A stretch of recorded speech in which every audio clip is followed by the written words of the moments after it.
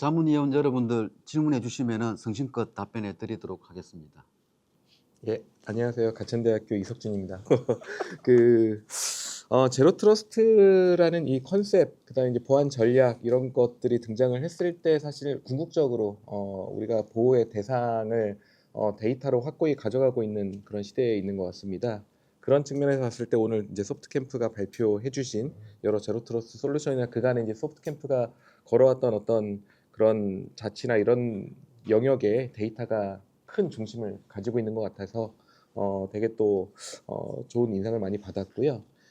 한편으로는 이제 수요 기업들 입장에서는 그래도 조금 이제 심플하게 좀 질문을 하고 싶을 수도 있을 것 같아요. 그래서 그런 측면에서 한번 질문을 드려보면, 예를 들어서 이제 어쨌든 최근에 여러 보안 사고나 이런 것들이 대부분의 이제 크게 보면 랜섬웨어나 아니면 이제 중요한 또는 민감한 데이터가 유출되는 이런 사례들이 좀 많이 있는 것 같습니다. 근데 이런 사례들을 명확하게 잘 해결을 하는 방법론들이 이제 각 기업들마다 조금씩 가지고 있을 텐데, 소프트캠프는 또 어떤 식으로 이런 부분을 해결을 하고 있는지, 그리고 특히나 이제 데이터 보호 측면에서 여러 가지 얘기를 해주시기도 했지만, 또 중요한 것들 중에 하나가 또 가시성인 것 같아요. 데이터가 어떻게 이동하고 있고 사용자가 어떻게 접근하고 있는지를 조금 잘 알아볼 수 있다면 되게 좋을 것 같은데, 그런 부분도 혹시 좀 있는지 한번 좀 질문을 드려보고 싶습니다.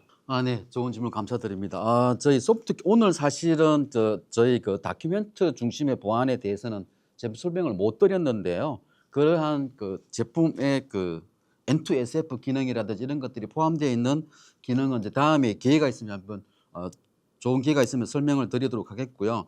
방금 질문 주신 거에 대해서 저희는 망분리되어 있는 환경을 유지를 하더라도 그 어떤 내부에 있는 업무 시스템이란 또는 인터넷을 사용할 때 직접 단말기하고 접속하는 것이 아니라 오늘 소개해드렸던 그 실드 게이트라는 리모트 브라우저 아이솔레이션 제품을 경유를 해서 접속할 경우에는 논리적인 망분리가 적용이 됩니다. 그래서 단말기가 오염이 되더라도 내부 시스템도 안전하게, 또는 오염된 인터넷에 접속을 하더라도 내부 단말기는 안전하게, 이런 식으로 보안을 강화할 수 있는 것이 저희 이제 리모트 브라우저의 고유한 특징적인 기능이라고 말씀을 드릴 수가 있겠고요.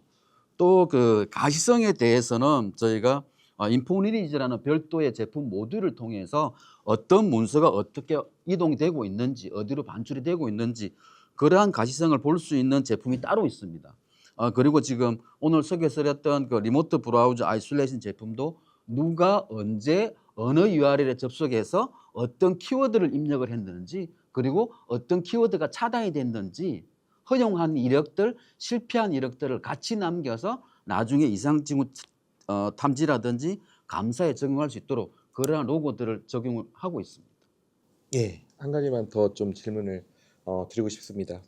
이제 데이터 중심의 보안이라는 것은 결국 이제 우리가 어떤 리소스에 접근하느냐의 문제지만, 또 한편으로는 누가 접근하느냐도 굉장히 중요한 이슈지 않습니까? 그래서 이제 그런 측면에서 아마도 클라우드 중심의 아이캠 제품까지도 오늘 좀 잠깐 말씀을 해주신 것 같기도 한데, 그러다 보면 이제 어쨌든 사용자나 단말에 대해서 위험도나 신뢰도를 판단해서 동적으로 우리가 접근 제어를 할 수 있는 이런 방법론 같은 것들도 같이 필요할 거고, 그거를 통합적으로 정책 관리를 하면서 어떻게 제어할 거냐, 이런 부분에 대한 이슈가 되게 중요한 것 중에 하나가 될 것 같습니다. 그랬을 때 그 소프트캠프에서는 지금 이제 뭐 아이캠을 가지고 계시지만, 보통 이제 우리가 이제 PDP라고 얘기를 하죠. 이제 정책을 결정하는 지점을 논리적으로 어디에 두고 계신지, 그리고 어떻게 위험도와 신뢰도를 적극적으로 판단하려고 하는지, 또 어떤 정보까지 취합할 수 있는지, 이런 부분들도 좀 소개를 해주시면 좋을 것 같습니다. 네.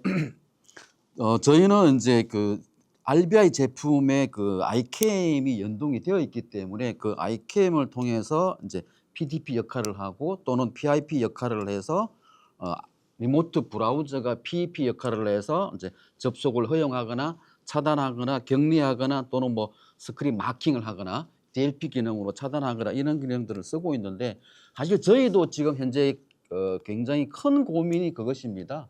어차피 리모트 브라우저를 통해서 접속을 하는데 단말기 보안을 꼭 기존대로 낙이든 EDR이든 바이러스 백신이든 이런 것들을 설치할 필요가 있는가? 물론 저희들은 이제 그러한 낙이나 EDR이나 백신들, 또는 내부에 있는 그런 에이전트들하고 연동을 해서 단말기의 보안 등급에 따라서 RBI를 허용하고 차단하는 그러한 그 API를 연동했던 사례는 있습니다만은 사실 저희 입장에서는 아주 불필요하지 않나라는 그런 고민도 있습니다. 어차피 리모트 브라우저를 통해서 접속을 하는데 단말기에 그 위험이 있다 하더라도 그 위험이 내부 업무 시스템이나 또는 네트워크나 이런 쪽으로 전파될 수가 없는데 해야 되느냐 이런 고민들은 있습니다만은 저희들은 그러한 이제 RBI를 연동할 수 있는 API 모듈이 따로 있습니다. 그런데 또 아시다시피 이제 API가 굉장히 다양하고 여러 가지 모양으로 있지 않습니까? 그래서 그러한 그 다양하고 여러 형태로 되어 있는 API들을 연동을 하기 위해서 중간에 EDO라는 모듈이 있습니다. 오늘 시간이 짧아서 상세하게 설명을 못 드렸는데 그 EDO를 끼우면 상대의 좀 API 모양이 다르거나 타사의 API를 하더라도 저희 시스템하고 쉽게 연동할 수 있는 그런 API를 연동할 수 있는 그런 모듈을 또 따로 제공을 해드리고 있습니다. 그 EDO 모듈은 JSON으로 손쉽게 API를 커스텀해서 연동할 수 있습니다. 네, 안녕하세요. 강남대학교 박정수입니다. 저도 발표 잘 들었고 특히 아까 뭐 엑스스캔이라고 자회사에서 하신다는데 그 익스큐티브 오더 14028에 보면 제로 트러스트랑 공급망이 같이 언급되고 있거든요. 그래서 그런 부분에 대해서는 뭐 저도 좋게 생각을 하고 있습니다. 일단 궁금한 거 하나 몇 가지 좀 여쭤보면요. 아까 이제 SSO 기능에 대해서 발표를 중간에 한번 하신 게 있거든요. 예. 근데 원래 제로 트러스트는 세션별로 관리를 한다라는 원칙이 있거든요. 그러면 한마디로 한번 접속했다가 다른 세션으로 넘어갈 거면 세션을 끊고 다시 재인증을 하는 게 원칙인데 SSO를 연결해 주는 건 제로 트러스트가 아니지 않나라는 생각이 드는데 그거에 대해서 어떻게 생각하시나요? 저희는 그런 SSO를 한다고 하더라도 아까 데모에서 보여드린 것처럼 설치되어 있는 앱 아이콘들에 따라서 정책들을 따로 가지고 있습니다. 그리고 토큰을 따로 가지고 있기 때문에 이게 SSO가 되니까 제로 트러스트가 아니다라는 말씀은 조금 동의하기는 어렵고요. 말씀드린 것처럼 오늘은 데모이기 때문에 이제 쉽게 SSO 되는 것을 보여드렸는데 원래는 이제 SSO를 하더라도 그 자기가 원래 쓰고 있던 IP에서 원래 쓰고 있던 단말기에서 원래 쓰고 있던 그 계정으로만 SSO가 됩니다. 그러니까 일반적인 그냥 ID 패스워드가 있으면 자동으로 SSO 되는 그런 기능이 아니라 SSO에도 제로 트러스트 정책을 넣어서 이 사람이 계속 사용하던 그 위치, 그 사람이 계속 사용하던 그 단말기, 그 다음에 계속 접속하던 그 아이디로 들어왔을 때만 SSO를 허용을 하고 그 외의 경우에는 다시 한번 OTP 인증을 받은 다음에 SSO를 연동해 준다든지 그러한 보안을 강화하는 정책을 적용할 수 있도록 구성이 되어져 있습니다. 네, 두 번째는 아까 레이블과 문서 흐름 통제라는 거를 이제 또 얘기해 주셨는데 그 업무 시스템이 수정이 불필요하고 시스템 등급에 따라서 문서 흐름을 제어할 수 있다 이런 얘기를 해주셨는데 혹시 이 시스템의 등급 안에 이제 문서들이라든지 시스템 내부에 있는 것들이 CSO가 혼용되어 있는 경우에는 어쨌든 업무 시스템이 수정이 필요할 것 같은데 이렇게 불필요하다고 확정을 하실 수 있는 그게 있나요? 사실 저희는 이제 N2SF 그 드래프트 문서를 보고 되게 고민스러운 게 이제 지금 방금 질문 주신 것처럼 하나의 시스템에 데이터가 혼용되어 있을 때는 무조건 상위 등급으로 본다라고 되어져는 있거든요. 네, 근데 저희 기술적으로는 그 URL에 따라서, 그러니까 URL에 이제 상세 URL에 따라서 어떤 상세 URL이 뭐 AAA로 나가면은 C 등급, 근데 뭐 /BBB가 붙으면 뭐 S 등급, O 등급 이런 식으로 시스템적으로 구분은 가능합니다. 정책적으로 설정은 가능한데 N2SF에서는 무조건 시스템별로 등급을 부여하라고 되어 있었기 때문에 아직은 그 부분들이 조금 모호하지만은 가능은 합니다.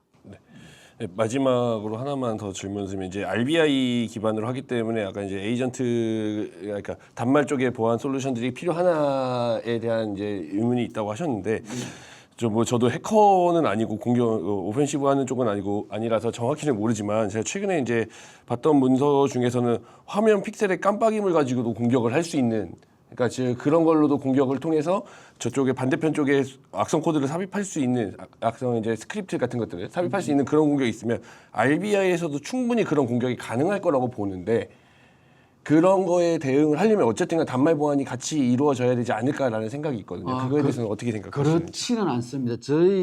저희뿐만이 아니라 이 리모트 브라우저 아이솔레이션은 단방향 통신입니다. 그러니까 비디오 스트림이 단방향으로만 전송이 되고 역방향으로 전송이 되지 않기 때문에 그런 위험성은 없다라고 말씀을 드릴 수가 있고요. 오로지 PC에서 RBI 서버 쪽으로는 키보드, 마우스, 좌표만 전송이 되고 또 반대로 RBI 서버에서는 단말기 쪽으로는 비디오 스트림 픽셀만 일방향으로 전송되기 때문에 그런 걱정들은 좀 없을 거라고 생각을 하고 있습니다. 하지만 이제 공공의 중요한 기관이라든지 국방 같은 경우에는 저희가 그 망연계 솔루션, CDS 솔루션을 붙여서 단방향 CDS 솔루션을 2개를 적용을 해서 저희 리모트 브라우저를 쓰도록 그렇게 권고를 드리고 있고 지금 그 CDS 솔루션 업체들과 연동을 해서 CDS와 인정, 그다음에 네트워크 트래픽까지 연동하는 그런 모듈로 국방이라든지 이런 중요한 공공기관에는 그렇게 제안을 드리고 있습니다. 예, 질문 좀 드리도록 하겠습니다. 예, 저는 대구대학교 김창훈입니다. 네, 본부장님 설명 잘 들었고요. 그리고 소프트캠프 같은 경우에는 데이터 보안 쪽으로 오랫동안 사업도 많이 하시고 주로 민간의 강자이시지만 또 공공으로 또 최근에는 또 확장하는 그런 단계인데 우선 그 실드 게이트 하나만 좀 두고 이래 보면 약간 지금 이제 본부장님께서는 오늘이 GT와 관련된 논의를 하다 보니까 GTO의 관점에서 하다 보니까 이제 인증을 가지고 나오셨는데 사실 미국의 GT 문서들은 일단은 지금 우리나라처럼 공공을 들어가기 위해서는 이제 우리 N2SF 1.0 가이드라인을 준수해야 되는데 근데 보통 우리 GT는 그냥 데이터가 다 동일하다는 가정하에 이제 이루어지다 보니까 이제 인증이라는 개념을 가지고 있거든요. 그런데 저는 개인적으로 원래 작년에 뭐 통제 항목을 만들 때 좀 더 강화하려고 하다가 뭐 그 정도 수준은 너무 좀 강하다고 해서 뭐 어느 정도 좀 뭐 이렇게 좀 낮췄는데 사실은 이제 우리 실드 게이트에서 보면 그 GT이지만 이제 뭐 우리나라는 CSO로 등급이 분류되지 않습니까? 그러면 양쪽에서 이제 인정의 개념보다는 보정의 개념까지 올려야 되거든요. 이게 우리가 인정이라 그러면 이내 아이디가 맞느냐 이것만 딱 하고 이제 우리 쪽 열어주는 거지 않습니까? 근데 보정이라 그러면 인정에다 더 많은 개념도 넣어야 되잖아요. 도메인 간에 그러니까 네가 네 아이디가 맞느냐, 예를 들면 네 컴퓨터가 맞느냐, 네 프로그램이 맞느냐, 그다음에 네 사용자가 맞느냐, 네가 지금 가지고 있는 접근이 맞느냐 등등 소위 말하면 앞에 메타데이터를 잔뜩 붙여가지고 이거 가지고 확실히 보정까지 때려야 되는 이제 인정 체계 보정까지 가야 된다라고 생각을 하고요. 이런 부분도 많이 좀 보강돼야 될 것 같고 그런 차원에서 보면 지금 우리 GT에도 보면 MFA를 하지만 MFA 뭐 기본적으로 이제 2차 이게 뭐 최소한 2번 이상의 인정을 가도록 하잖아요. 그런데 뭐 A라는 단말이 악성이 이제 발견이 되니까는 이제 제2의 단말. 우리 같은 경우에는 뭐 웹 브라우저를 먼저 한번 하고 문자로 하고 뭐 PC에서도 하고 뭐 이것도 하고. 그런데 이런 것 같은 경우에 그 인정이 이루어지면 소위 말하면 이번과 같은 뭐 이런 아주 은밀한 코버트 채널 공격들은 좀 물막기가 어렵잖아요. 이제 그래서 그 저번에 안 그래도 지금 소캠이 GT도 하고 있지만 그 디지털 플랫폼 정부 회의 때 많이 들어오셔서 아시겠지만 지금 PPP 뭐 클라우드는 KT가 주 사업자이고 TPG 허브 KT PPP 클라우드 N2SF 검증은 프라이빗 테크놀로지가 주 사업자이고 그 건소가 SGA 그다음에 윈스 그다음에 어디지 이걸로 있는데 안에 보면 보안 제품으로는 여기랑 파이오링크 다 들어가지 않습니까? 그러면 파이오링크랑 그 프라이빗 테크놀로지랑 좀 연결을 해서 어떤 인증 체계가 이제 필요하냐면 그 단계별 장비들 그러니까 이 C 같은 경우에는 스위치 뭐 연계 체계 이런 거 다 연동돼 가지고 이제 인정이 들어가야 된다라고 생각하거든요. 이게 보면 티어별, 레이어별. 그래서 파이오링크 그런 여러 가지 스위치 L2부터 이게 뭐 어디 보면 우리 L1을 보셨죠? 연계 체계 CDS부터 L2, L7, L4, L7까지 이제 좀 입체적인 강력한 인정 플러스 이제 보정 정책이 가야 되느냐. 그 다음에 좀 한 가지 좀 건의를 드리고 싶은 게 뭐냐면 원래 그 소캠이 데이터 기반의 이런 쪽을 잘 하시니까 우리가 대부분 CIA를 많이 언급하잖아요, 맞죠? 네. 그래서 뭐 기밀성, 그다음에 무결성, 네. 가용성인데 지금 우리가 인티 무결성을 가지고 데이터 무결성만 대부분 언급을 했지. 근데 그러니까 이번에 뭐 SKT 같은 경우 사건이 터졌을 때 좀 방어가 안 되는 게 데이터 무결성만 가지고 해버리니까 좀 방어가 안 된다고 생각해요. 그럼 우리가 좀 더 이 I를 저는 어디까지 좀 확장을 해야 되냐면은 데이터 플로우 관점에서의 인티그리티. 그러니까 왜냐면 니는 우리가 가라는 경로로 가야 되는데 이 경로를 어기는 경우 이게 사실은 개념이 옛날부터 있었지만 별로 그 신경 안 썼거든요. 기본적으로. 이런 개념이 꼭 들어야 된다. 두 번째는 사용자의 비헤비어, 행위에 관한 무결성. 그러니까 얘는 행동을 이렇게 해야 되는데 이게 똑바로 안 하는 경우 이런 걸 잡아내려면 결국에는 화이트리스트 기반의 정책이 가장 기본이 될 것 같아요. 그 정책 기반에 탐지하고 대응할 수 있는 이런 체계가 여기 우리 실드 게이트에 이제 연합을 해서 들어가야 되지 않겠느냐라고 생각합니다. 그리고 마지막으로는 데이터 기반의 전문 회사니까 저희들도 우리 뭐 이 교수님이랑 우리 저 교수님 같이 함께 하고 있는데 이게 실제로 국정원 N2SF를 실제로 기관에 가지고 딱 시작하려면 CSO에 말려. CSO부터 말려요. 근데 그럼 그 기관분들도 그렇고 이런 거를 자동으로 좀 만들어주는 그런 기능이나 혹은 이제 그 당연하게 게이트웨이에서 원래 뭐 이게 그 CDS의 필터링 기능이 있죠. 근데 그 필터링은 아주 단순한 거거든요. 뭐냐면은 A라는 컴퓨터에서 뭐 B라는 사용자가 C라는 리소스를 가지고 이제 밖에 내보낼 때 이게 가능하냐?